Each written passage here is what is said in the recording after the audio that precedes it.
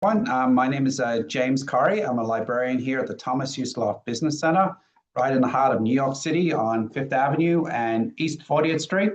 So if you ever happen to be in NYC, come and see me. I mean, that's poetry in motion, right? But today we have a wonderful guest, Judy Tsuei. This is actually her third program with the Business Center. So we're always glad to have her back. She's a leadership coach, a facilitator, author, podcaster who works with professionals and organizations navigating the high performance transition and change. She'll give you a little bit more scope about herself as when I turn it over to her, but a few housekeeping rules. So the library uses Zoom, but does not own Zoom. Zoom has its own privacy or privacy policy, depending on how you want to pronounce that word. Please read that section that refers to third party library service providers to understand how you and the library uses this service. The Q&A feature is enabled, so if you have a question or comment, and we love to hear from our audience, definitely put it in there. Today's event will be recorded and will be sent to everyone within 24 hours, i.e. I'm off tomorrow, so it's actually going to be less than 24 hours. It'll be tonight. And also, if you need it, closed captioning is enabled. So just click on the closed captioning function and you'll be able to enact that. So without further ado, welcome so much back, Judy. It's great to have you. Thank you so much. Hello, everyone. I'm very excited to be here today. I get to talk about my favorite thing, which is the way that your unconscious mind works. So today's going to focus on the inner blueprint. It's the invisible code that's behind all of your career choices. And we're going to dive deep into what that's all about. I'm also going to talk about why insight right here and not force creates lasting change. So for a lot of us, maybe we felt like we are pushing a boulder uphill when it comes to implementing certain behavioral changes. I mean, that could be everything from lifestyle to parenting. We were just talking about parenting before we got on here, to any facet of your life. And so this is going to help you gain more clarity around what it is that your brain is doing and then how to operate with your brain rather than against it. So let's get started. I'd love to know why you're here today. Put it in the chat, put it in the Q&A. What would make this an epic experience for you? I really want you to feel like you can ask whatever questions that you have. I will do my best to answer them. And then from there, if you need additional resources, I will give you my contact information at the end as well. So really quick, a little bit about me and what it is that I do. I am a neuro-linguistic programming trainer and coach. I work with a lot of high achievers, a lot of executives, a lot of companies to really figure out how we can optimize our performance. When I say performance, I mean every category of life. And I'm going to talk about the 6 key areas of life that I focus on. The reason for this is we don't operate in a silo. Everything that we do in our lives are interrelated. And actually the way that your brain works is it's going to identify the common thread and it's going to try to figure that out so it can close the loop. This is one of the ways that we can help avoid burnout as well. And I'll dive into that shortly. So feel free to go ahead and share what it is that you would love to learn. And then at the end, there will also be an opportunity for Q&A. And so during Q&A, you can ask whatever questions that you want as well. And Judy, just Yes. one thing. Can you Yes. just talk a little bit louder? Yes, Yeah, definitely. Let thank me you. talk a little bit louder. Okay. Let me know if you can hear me better now. Does that work?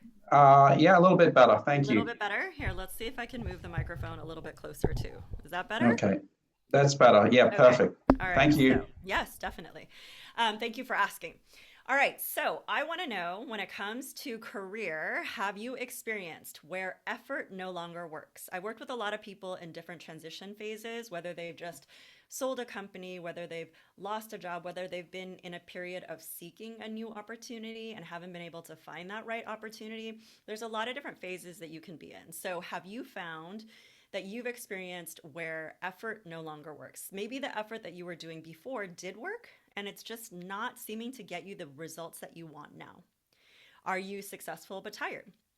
There are a lot of people who I work with that look very successful on the outside, on paper, and yet on the inside, they're feeling really empty and wondering, what is this all for? What am I doing this for? I got to where I thought I wanted to be. I got the title. I got the opportunity. I have the money in the bank account, but I'm just not satisfied.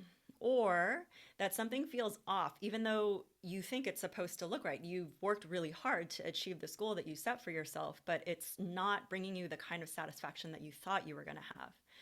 Or maybe you're just not experiencing the results that you want to see. And again, this could be in any area of life. Maybe when it comes to physical fitness, you're not seeing the results in your body. Maybe when it comes to relationships, you're not having the kind of depth that you want to have. Whatever it is, I want you to just check in with yourself and see if you are experiencing any of these things. You could also potentially be on this familiar loop. So this isn't just career advice, but a lot of advice that we see on social media, that we hear from different influencers could be push harder, go harder. I used to be a rock climber. I used to do a lot of competitive types of things that were very competitive with myself, and read a lot of books about, from Navy SEALs and anybody who's like, you got to get that mindset in the right place. And so I want to know, have you tried pushing harder? Have you just worked through whatever you thought that hurdle was and just gave it more effort? Are you told to be more confident, to fake it till you make it? Are you acting, people telling you, well, you've got to just repeat the affirmations in your head. And if you repeat the affirmations in your head, that's going to get you the results that you want. Or maybe just ignore the discomfort. Just keep muscling through no matter what. Discomfort is just something that you're going to have to live with if you want to grow. I think for a lot of us, we've probably heard that when you're at your growing edge, it's going to be uncomfortable because it's unfamiliar to your brain. And there is an element of truth to that, but not everything has to feel incredibly uncomfortable in the pursuit of what you want or who you want to be. Or maybe it's just fix the behavior, go figure out what's wrong and then go just adjust it because now you know.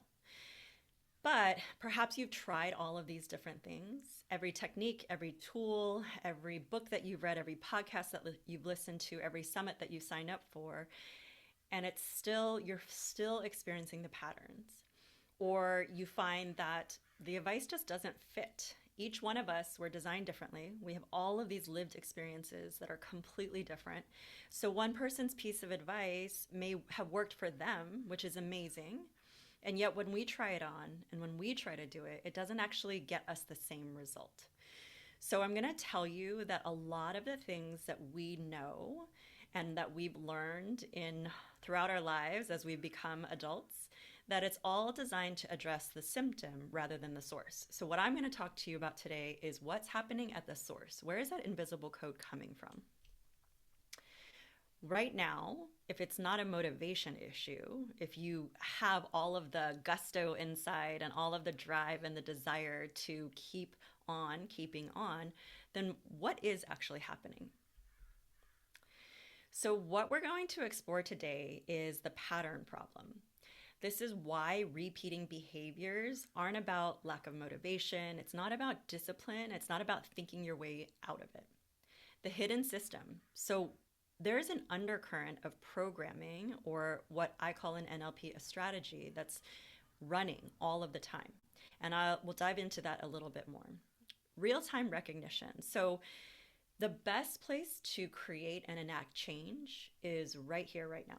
Because this is the moment that we're living, right here, right now.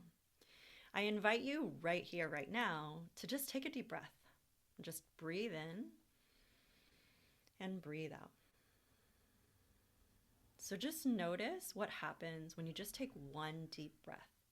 Taking a deep breath, and especially focusing on your exhalation, automatically drops you into the present moment. And in this present moment, you're safe. So a lot of the things that are running us are strategies that we've been implementing that we don't even realize are on either autopilot or overdrive. And when we just take a deep breath and we start to arrive here now, here is the place where we can create the change that we want to see. Your questions, there's going to be an opportunity at the end for that dialogue. So I'm not here to pump you up and get you to feel good and then walk away and then get, all up into the momentum of the life that is already happening. I'm here so that I can float what's unconscious into your conscious awareness. And when that happens, you don't see things the same. And you have to start asking different questions. And it's in the asking of different questions, the exploration of different strategies that may or may not work for you that start to change your life. So when I talk about strategies, I'll talk about the wedge that you can put into the current strategies that you have that are no longer working for you. So why do smart, capable people repeat the same patterns? I had a client come to me a couple of years ago, actually. She was pretty high up in our company, worked directly with the C-level executive, and intellectually, as a smart, capable person, understood I should not be triggered by this person.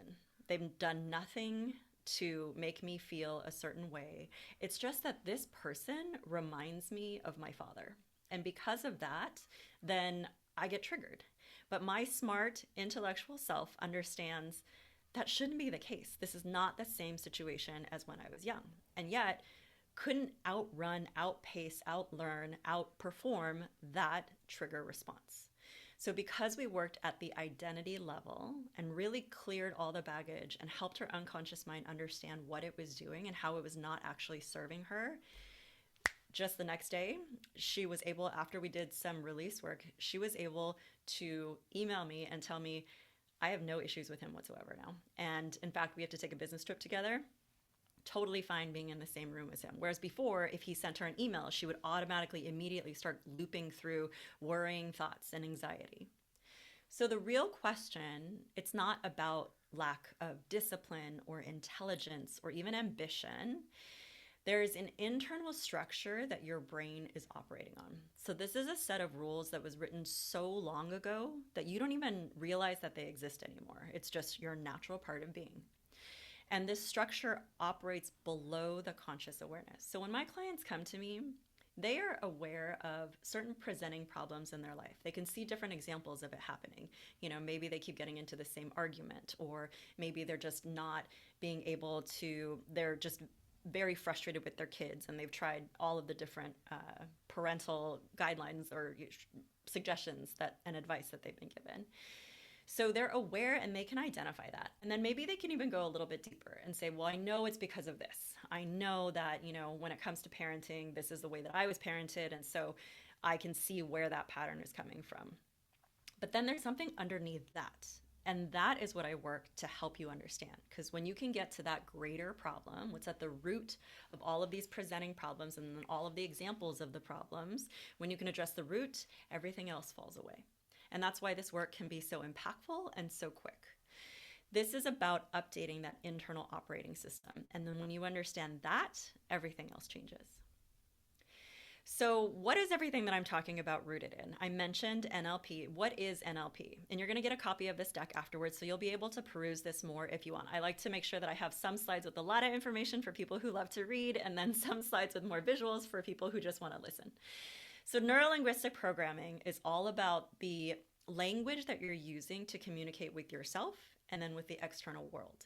Why is that important? Well, in careers, and whenever you're having a conversation with either a client, let's say, or like a professional relationship where you have a colleague and you have a team reporting to you, that level and quality of communication, the way that you're able to understand that and to help people better internalize and understand, you know, what the objective is or what the project is, all of that, that impacts the ultimate end result. So part of it is the languaging, how we communicate. That's the linguistic part of it. The neuro part of it is the senses that we have, the 5 senses. How do we interpret the world around us? Each of us, if we were all put in the same room, we would notice different things. We would notice different details. And because of all of our lived experience, all of our value systems, everything that we see and everything that we experience is filtered through those senses. It's filtered through those narratives and the stories and the lived experiences. So that's the neuro part of it. And then the programming is the strategies that we either are consciously aware of or the strategies that we are not aware of. So everything that I do, my specialty is helping you to recognize the patterns. It's helping you to unblock yourself. And then it's helping you to unlock that next level. Everything that we're going to be talking about today is rooted in NLP.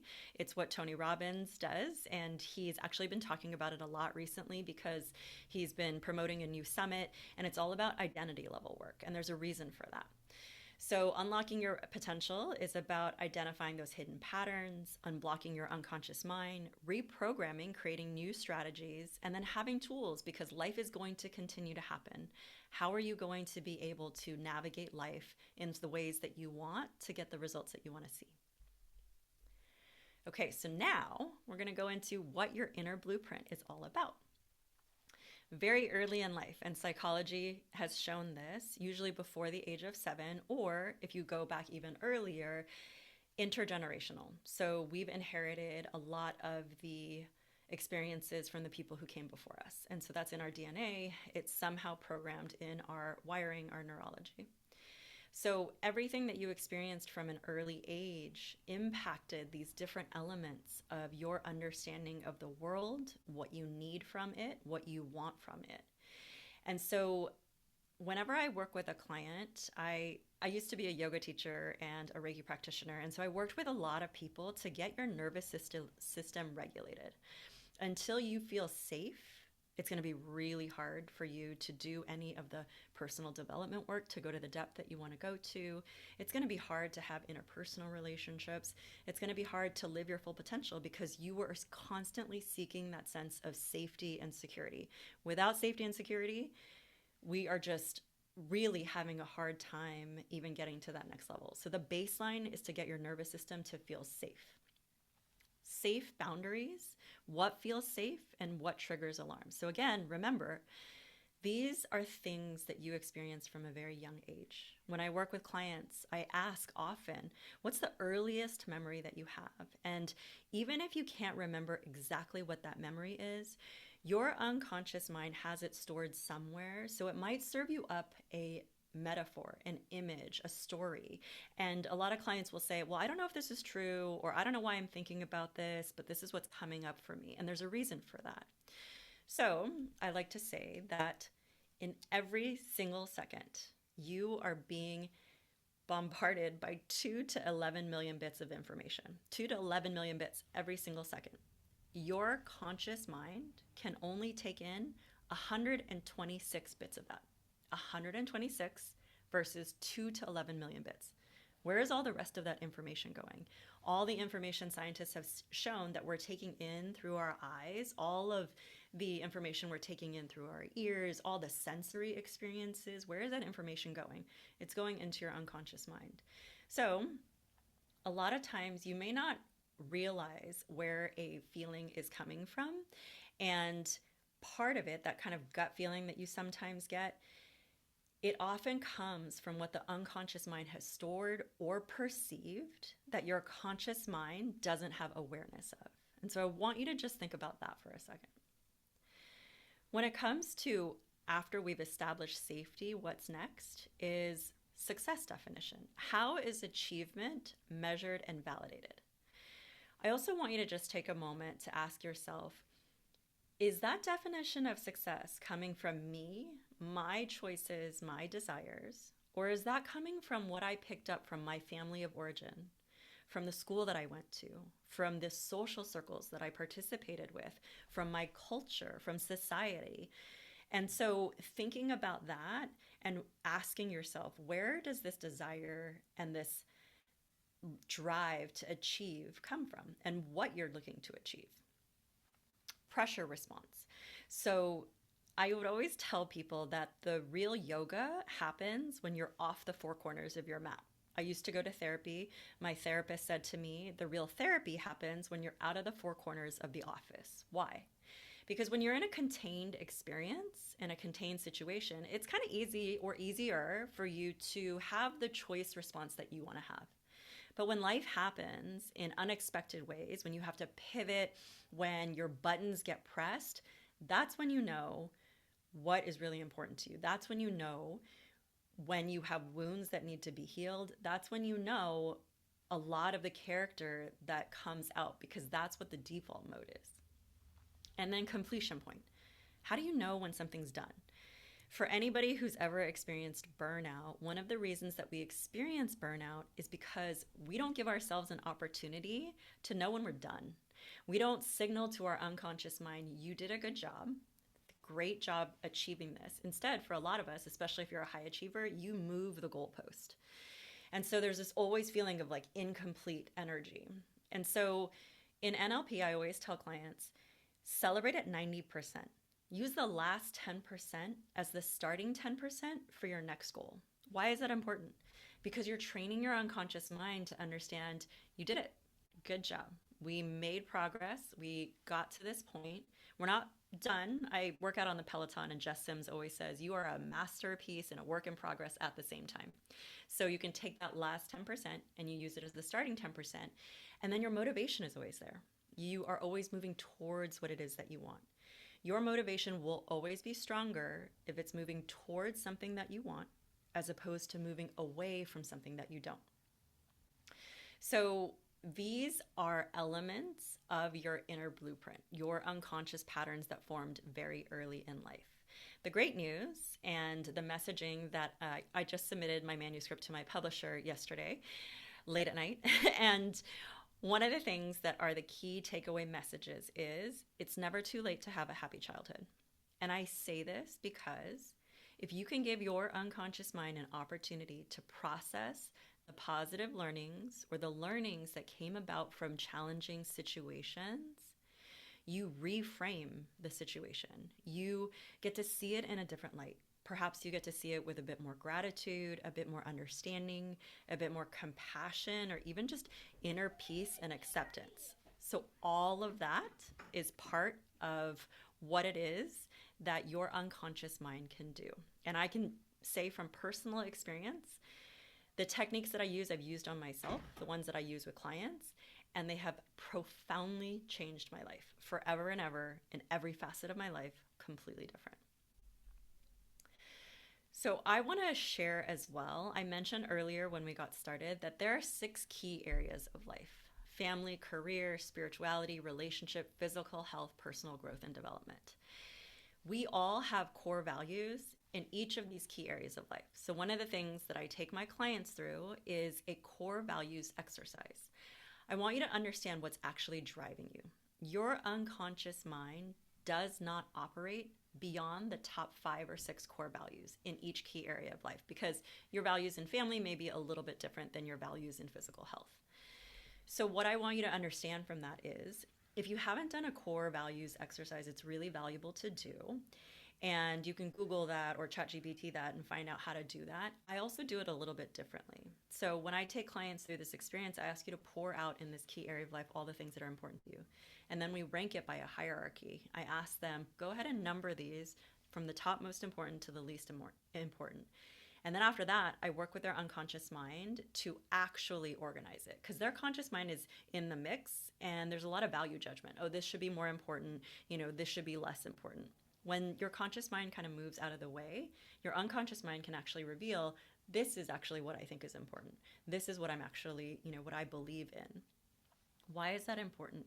Because unless you know what's driving you, 1, you'll feel dissatisfied. And 2, you're kind of working against yourself. So your conscious mind is the goal setter. Your unconscious mind is the goal getter. When you know what your core values are in each of these key areas, you basically understand how the crew of your ship is operating.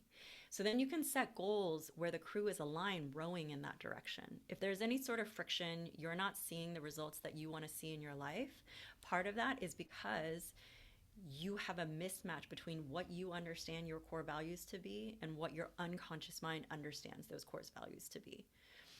I also like to point out that your values drive your behavior. Your behaviors come based on what your unconscious mind believes are important to you. And then all learning, behavior, and change happens at the unconscious level. All learning, all behavior, all change that happens at the unconscious level. So often when I work with clients, I had mentioned getting the nervous system to feel safe, because change happens in an instant. It's our readiness for change that takes the longest. And I'll give you an example because you've already experienced this in your own life. Let's say you're at the supermarket and one of the people who's checking you out is really rude, very short, and just extremely impatient. So maybe in your mind, you start having judgments about that person. Man, they are terrible at this job. I'm like, they're just such a jerk, or whatever it is. Okay. Probably a very normal response. Then you leave and somehow you overhear a conversation and you find out that the person who is checking you out, that their child is so sick, they're in the hospital, they don't know what's going to happen, and they don't have the money to pay the bills. So you hear that story, and then what happens? Well, most likely your perception of that person is going to change. Your perception of that exchange and that experience is going to change. You probably will have more compassion for them and more understanding and think, wow, if I were in their shoes, I might also have these responses. So that change can happen like that. And so you do it all the time. You have a lot of moments in your life where you created that change. What takes the longest, again, is just your readiness for that change to occur. You can raise your hand by yourself in your room if you've ever been in a relationship where you were in the relationship too long, or you were ever at the job for too long. You knew you had to leave. You knew it wasn't a right fit anymore, but you just didn't do it because there were so many reasons. You're getting a solid paycheck, it's paying for your health insurance, whatever it is, until that moment happens and the catalyst happens and the tipping point happens, and then you're ready for that change to occur. So why do some changes stick and why don't others? And so change happens at different levels. You can change your environment. A lot of us do that. You can try to change your behavior. That's where a lot of us also start. You can change how you do it. You can change why it's important to you, or you can work on your identity. So this is called logical levels of change. And you can also look it up. It's logical levels of therapy. So there's a trickle down effect. When you make a shift at a higher level, your identity, who you believe that you are, it naturally cascades down. It naturally impacts your beliefs and your values, your capabilities, what you think you can do. It naturally shifts your behaviors, what you want to do. And then your environment, your lived experience starts to change. So when you shift your identity and you do the work here and you look at that invisible code, it makes every other change so much easier. Most people and most of what we've learned is we try to change the environment. I'm going to raise my hand and say that I am super guilty or expert at this. I counted at one point in time a few years back, and I've lived in 6 different countries, 20-something cities, 40-something residences with my name actually on the lease, or whatever it was. And people ask me, were you in the military? No, I was just running away from myself. I was just trying to change that environment. Didn't work. Made it all the way to the other side of the world. I was living in China working as an editor of an English language magazine. And then I finally realized, oh my gosh, I've run as far as I possibly could. Here I am. Now I'm going to have to deal with my stuff. And I took the hard road. I tried to deal with my behaviors. At the time, I had an eating disorder, so I was dealing with that. What do I need to do to change and stop those behaviors? Okay, well, then I needed to learn how to better handle interpersonal relationships. How am I going to show up in these aspects of my life? And then I got to a point where I could ask myself, okay, well, what's actually important to me? What do I believe now that I've been in therapy for a while? Now I feel safe to explore these things. And finally, who I was, who I wanted to become. This was an arduous path to get up to here. Now what I take clients through with NLP, because again, all learning, behavior, and change happens at the unconscious level, I start from here. And because I start from here, everything else has a natural impact. And so we all have choices. You're going to approach and experience what's right for you at the right time. This is just to reveal to you that change happens at those different levels. And when you target the top, it makes everything else easier. Most people are, again, pushing the boulder up the hill. So why does insight beat effort? Everything that I do is to make the unconscious conscious for you. What happens then? Well, when you start to realize why you do certain things, you see the thing differently. So one of the things that I am going to share with you and offer you at the end of this talk is my inner blueprint assessment. It's about a 45, 60-minute assessment, and it goes really in depth to help you uncover what's actually happening, what is running your patterns, what you're doing at an identity level. And every single time anyone goes through it, they tell me that was mind blowing. I was able to connect the dots for things that I kind of vaguely knew, or I just had a sense of, but it articulated it, it put it into words. I'm printing this out, I'm putting it up, I'm going to be able to see, because that is going to, it's shifted everything. And I've actually gotten a couple of emails just in the last couple of days of people who've gone through this experience, and they're just wowed by it. So your choice returns when you can identify the pattern. Something else that we talk about in NLP is you can either be on the cause side of the equation or you can be on the effect side of the equation. When you are on the effect side, this is where it's easy to blame other people, it's easy to blame the world, it's easy to succumb to the external influences. And what that happens is it takes away your power to create change. It's more of the victim mentality, and, for lack of a better label, that's what that is. On the other side is the cause side of the equation. So when you're at cause, it's understanding I may not be able to control my external environment, but I can control what my response to that environment is going to be. When I was teaching yoga, I remember hearing a teacher say, you may not be responsible for your first thought, but you are responsible for your next one. And I love that because it gave you some space and some grace to be able to understand, hey, I may still have some of these knee-jerk reactions to certain things. But I'm still at cause where I can choose then the next better choice, the next better thought, the next better action that I want to take. So when you're aware of what those patterns are, your choice returns. From there, your energy frees up. You don't have to fight with yourself anymore. You don't have to beat yourself up. You don't have to do all of that harsh inner critic dialogue that may be, again, running on constant loops that are so ingrained, you don't even catch yourself that that's happening. So a lot of times when we do this work, it can feel like someone turns on a light switch in a room that you didn't even realize was dark. And then all of a sudden you look around, you're like, whoa, I didn't realize this was what was happening. Your behavior shifts naturally. Again, you're working at the identity level, you're exploring your values, so your behaviors just naturally follow suit. And then you don't need more willpower. You don't need to hustle harder. You don't need to get to burnout. You actually have a map of where you want to go and what it is that you want to do. So you can see here this chart. Again, you're going to get this slide and you can kind of see what happens in each of those quadrants depending on where you are, what you're feeling right now. So once you understand the structure, then the next question becomes, how does this show up in real life? How does your inner blueprint show up in real life? Your inner blueprint reveals itself a lot of times in these situations. Like I mentioned, when the stakes are high, when you're in front of a board, when you are interviewing for a new opportunity, these moments where your ground doesn't feel as stable, there's an unknown factor, maybe you can feel like someone might be judging you or evaluating you or whatever. That's when your inner blueprint starts to show up. How does that default start to show up to make you feel safer? Maybe some of your safety techniques are to beat yourself up before somebody else can do that to you.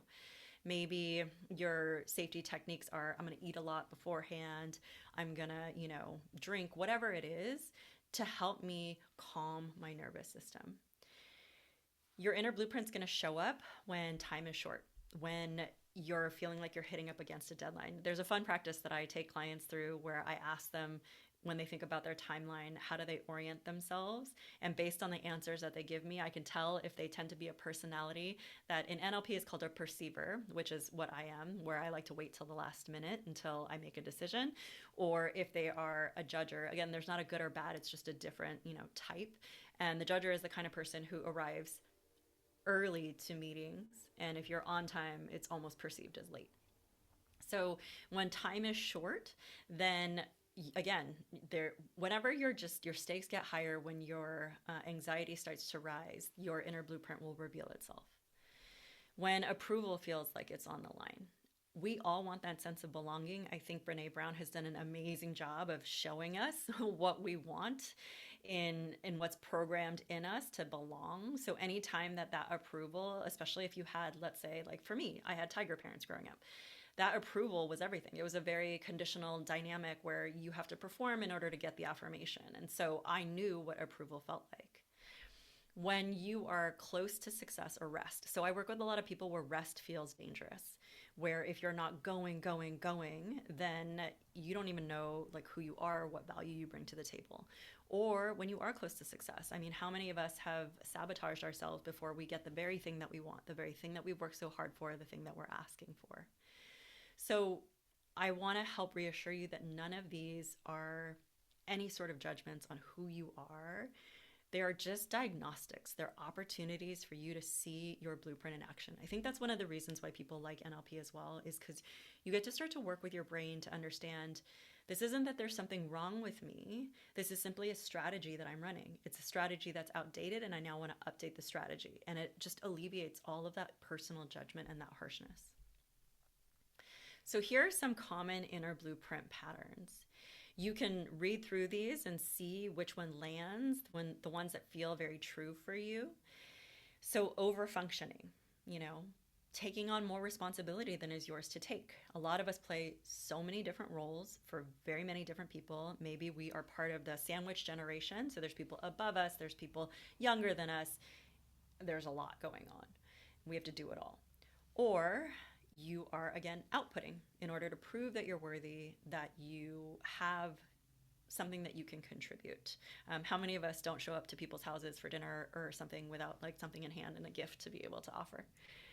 Chronic urgency. So everything feels like it's got to get done now. It's got to get done now. It's got to get done now.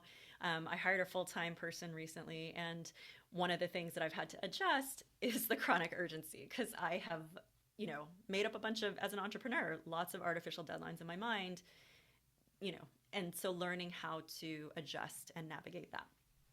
Visibility avoidance. I hear a lot of people who don't want to be seen because being exposed or being visible can be perceived as dangerous. And then burnout. You're just exhausted, completely just tired. So these are often common blueprints, inner blueprint patterns that I see running. I want you to know that if you resonated with any of those patterns, it is not a judgment at all. It's just a strategy. So in NLP, we talk about how we have a strategy for everything that we do, for when we get up in the morning, for when we brush our teeth, for when we get, into bed, put on our clothes, get into an argument, fall in love. We have a strategy for everything. And a lot of times these strategies are outdated. So they are learned. The more that you practice the strategy, the more it feels familiar. And all of these strategies can be reprogrammed. So when I work with clients, a lot of the techniques that I use are to float what's unconscious to the conscious awareness, like I've mentioned, where now you can see what you're doing, what your strategy is doing. You can see whether or not it's effective or successful. And then the techniques that I use stick a little wedge in the strategy. And when I stick a little wedge into the strategy, you can't run the strategy the same as you did before. It's a very fast way to shift things, because now your strategy can't operate the same way. So now you've got to figure out a different way to be who you want to be, do what you want to do, and have what you want to have. As I mentioned before, these patterns were formed very early on. We learn them from the adults in our lives, from the other external influences around us.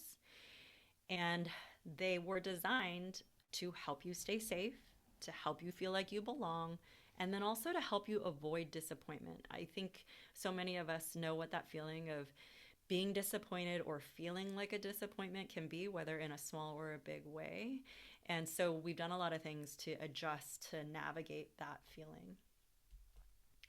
So I like to say that if you had a smartphone, if I gave you a smartphone right now and I said, this OS system is operating on last year's OS, would you want to use the smartphone? Would you buy it? Would you spend money on it? You'd probably say no, no thanks. There's a new one coming out, next month or whatnot. Okay. What if I told you it was running from an OS 5 years ago? Would you want that? Well, now, definitely not. 10 years ago? No. We are running on operating systems that may be decades old, depending on how old you are, and that they've never had a chance to update. So everything that I'm sharing with you is a way for you to start to realize, oh, I can create an upgrade. I can create an update. I can, reset the phone. How can I do that? That's amazing. So, what does aligned change look like? So, I told you what it looks like, when the patterning is showing up in problematic ways. What does it look like when your patterns work for you, when your strategies work for you? Less effort, more precision, fewer decisions, better decisions, and then you can be successful without erasing who you are, without feeling like you have to be a chameleon or being malleable in any way. This isn't about it will let you do less, but it's actually about doing what's actually yours. You get to see and own, who you truly are on the inside. So one of the questions I like to offer is this decision that I'm making right now coming from who I am now or who I had to be then? One of the questions that I work, a lot of clients of mine, it doesn't matter how much money they have in their bank account or how much money they bring in, money is always a topic. It doesn't matter where you are on that, level. And so money is the place where your identity limits show up the most. And I'm going to offer a resource at the end for that. But one of the questions that I ask is, what did I make money try to solve that it was never its responsibility to solve in the first place? What have I been trying to make money responsible for that it was never responsible for in the first place? So these questions right here, this is going to be a key takeaway before we move into the Q&A. These are questions that you can use immediately. So this is what in NLP is called Cartesian logic. If you looked at a diagram, kind of like the quadrant that I showed, it's these questions that you ask whenever a problem presents itself for you to first ask yourself, is this actually a problem or is this just an outdated strategy that I keep running? The second thing that it starts to do is it starts to scramble it. So remember how I said I stick a wedge in your strategy so that you can do things differently? This is what is going to do that. So if you think about a problem right now, and you can even just conjure one up in your mind, I'm going to give you a couple seconds to think of one. I want you to bring that problem, that challenge to the forefront of your mind. As you do that, I just want you to kind of soften your gaze, maybe like look above the computer screen, see if you can access the periphery of your vision. Can you start to see as far out to the sides as you can? And there's a reason for that. When you start to imagine, let's say that you are at the ocean, you're looking at the horizon, you're trying to see as far out to the side as you can possibly see, that peripheral vision accesses your unconscious mind. It's one of the ways that you can start to soften and move away from your conscious thinking, those 126 bits, to the 2 to 11 million bits of resource every single second that you actually have. So as you move into your peripheral vision with that problem in mind, just notice what happens to the problem once you start to move into the peripheral vision. Does it start to lighten up a little bit? Does it start to just change shape, or you have a new awareness? Why does that happen? Because you're, again, accessing the parts of your brain that have all of the awareness, wisdom, learning, knowledge that can be applied towards the problem. So that's the first thing, just soften your gaze. From there, as you have the problem in mind, I'm just going to ask, what is it? What is it not? How do you know what it is not? What is it that you need to not know to know this? What is it that you need to pretend to not know to know this? And you can even record yourself doing this and just play it on a loop so that anytime you have a problem and you start to feel yourself spiraling down, you play this and ask the questions. And what that's going to do is it's going to force you to look at it a different way from the unconscious perspective. You're going to realize how much more resourced you actually are, and it's going to scramble the strategy. So the strategy of worry, anxiety, whatever it is, it's going to shift it around. So I invite you to practice that this week. I invite you to notice, anytime you feel urgency, and just start to realize that these are all entry points for you to start to explore your patterns. The other thing that I'm going to say before we close is that if you feel like you have baggage about anything, you know you have baggage when you have an outsized response to something that's happening in the moment. So maybe someone cuts you off on the freeway and you get really angry about it. That's an outsized response because, again, what if that person is racing towards, their loved one because they just got an emergency call? So baggage is an opportunity for your unconscious mind to learn what it needs to learn. That's a lot of the work that I do with clients. It's how they shift their entire relationship with their past, their present, and the future. What did you need to learn in that moment? What did you not see before that you can see now? And burnout happens because your unconscious mind is holding all of this information. It understands there's a through line running through many of these experiences. And every time something happens now, it lights it all up for you. And it's an invitation for your unconscious mind to be like, am I going to address this now? Or do I not have the time? Do I not want to deal with it? I always tell clients, celebrate when your baggage comes up. It means that you are ready to deal with it. If you are not ready to deal with it and you didn't have the resources to handle it, whether you believe it or not, your unconscious mind wants to preserve you. It wants to preserve your health. It's going to keep it tamped down until it knows you have the resources to be able to handle that. Once you can tell your unconscious mind to preserve what it needs to learn from that experience, it closes the loop. And so when it closes the loop, you have relief, you can release the emotion, you can release the baggage. It sounds simple, it works again and again. And so I'm going to share with you, pick your favorite show. How often does the show end on a cliffhanger, on something else that you want to tune in for the next episode? Why? It wants to keep that loop open. The more that that's open, the more you want to keep paying attention to it. The second that you close the loop, you can rest. So I mentioned a resource that you can dive into to explore your inner blueprint even more. You can get started with moneyshift.judytsuei.com. It's a quick 3-minute quiz. You're going to learn about your identity because money is, if not like one of the ultimate places where your beliefs about yourself, about the world, about safety, all of that shows up in money. You can do that. And then if you want to dive even deeper, I created a special code for New York Public Library. It's going to be valid over the next 48 hours. And so I can share that with James when he sends it out. And you can save $200 on the deeper inner blueprint that I mentioned, that 45 to 60 minute assessment that really helps you identify what all the patterns are. So there's a free resource for you. And then if you wanted to go even deeper on your journey, there's that resource for you too. Okay. And I love cute animals. So there's a picture of a cute animal. Thank you. Well, all I can say is wow. So you're amazing. So thank you so much. So I did address a question before partially. It's Yeah. from Joy. She's experienced extreme burnout in her last career as a teacher. I like to not make the same mistake in my next career. So any ideas? Yeah, thank you for asking that question. I know actually a lot of educators in my life. And so, one of the key things, again, is to realize what led you to that burnout. What was the patterning that led you to that burnout? Was it overperforming, overfunctioning?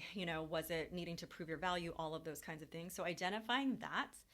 And then once you identify the pattern, you can ask, like, what do I actually need in the situation that I was trying to get out of doing these things that led to the burnout?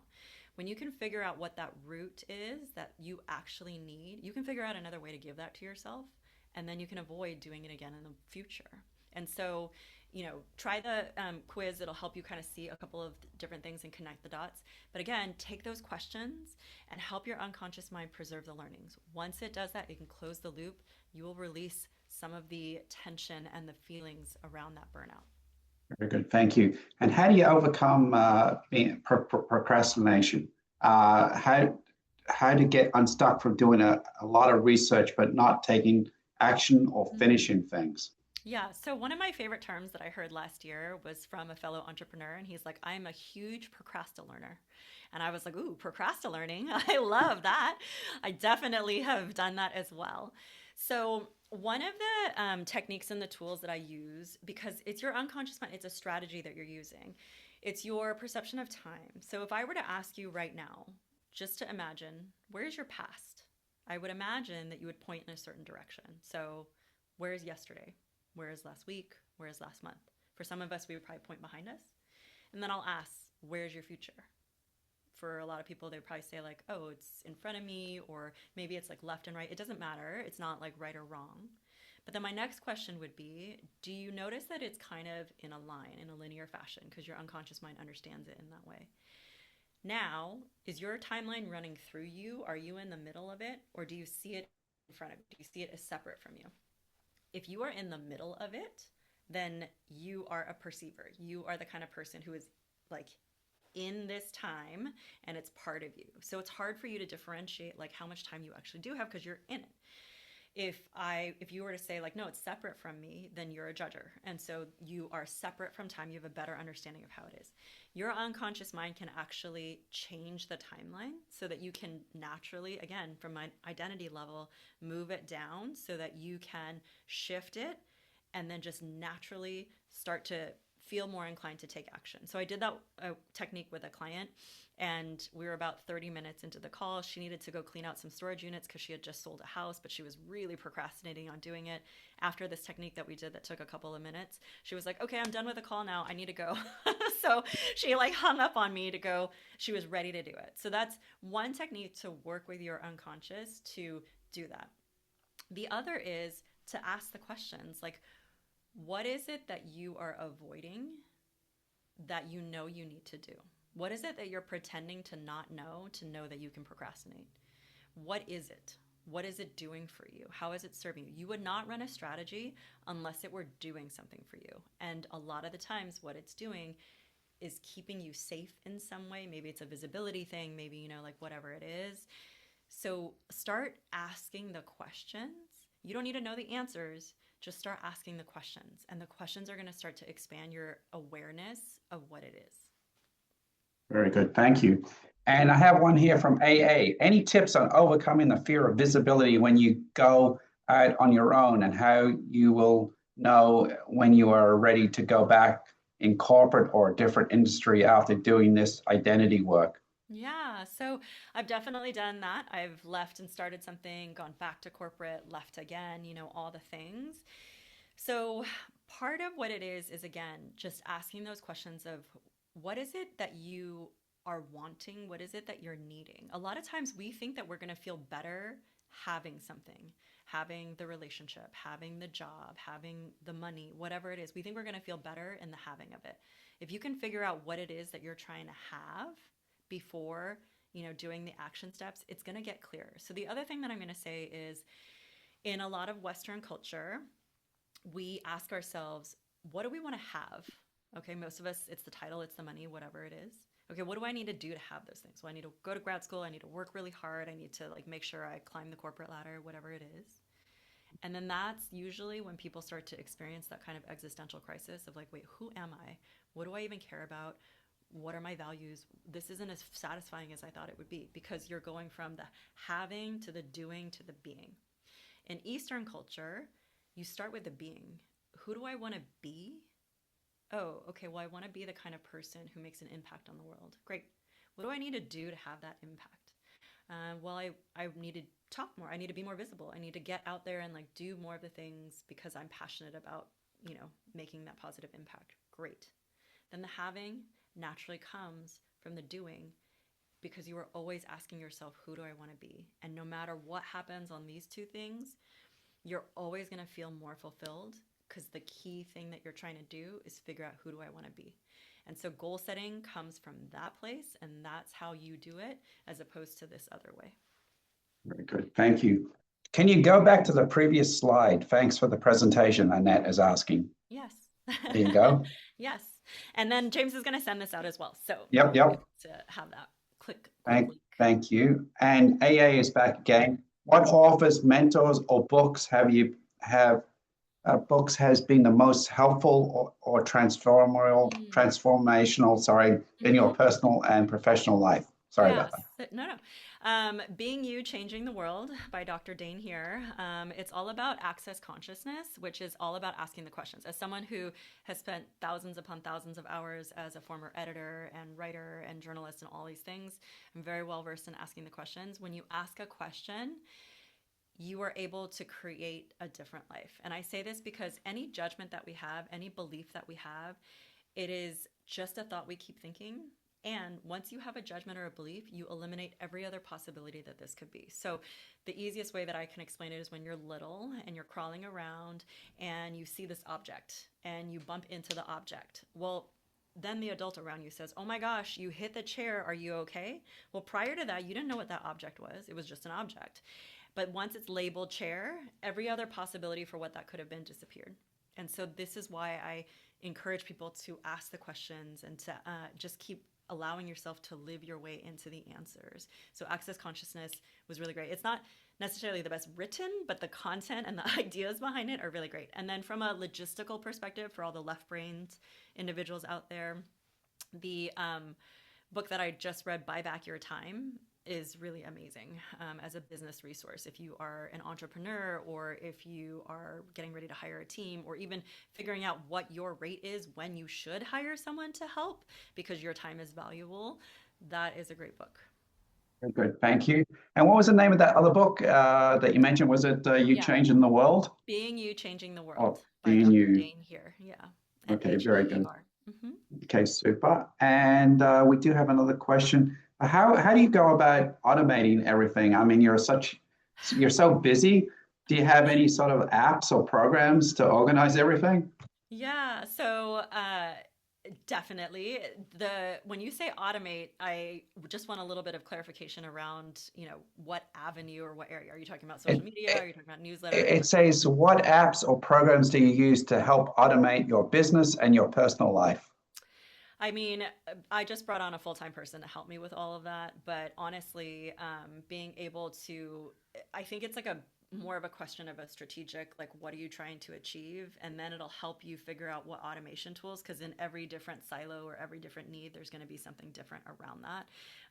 So, like, you can set up nurture sequences in the email providers that you create, or you can set up, there's automations when you click on this link to be able to give you the results and all that kind of stuff. And so that's on the back end of this platform. So it just kind of depends on like what you're looking to achieve. But you have my email address as well. So if anybody wants to ask more questions, you will be able to connect with me.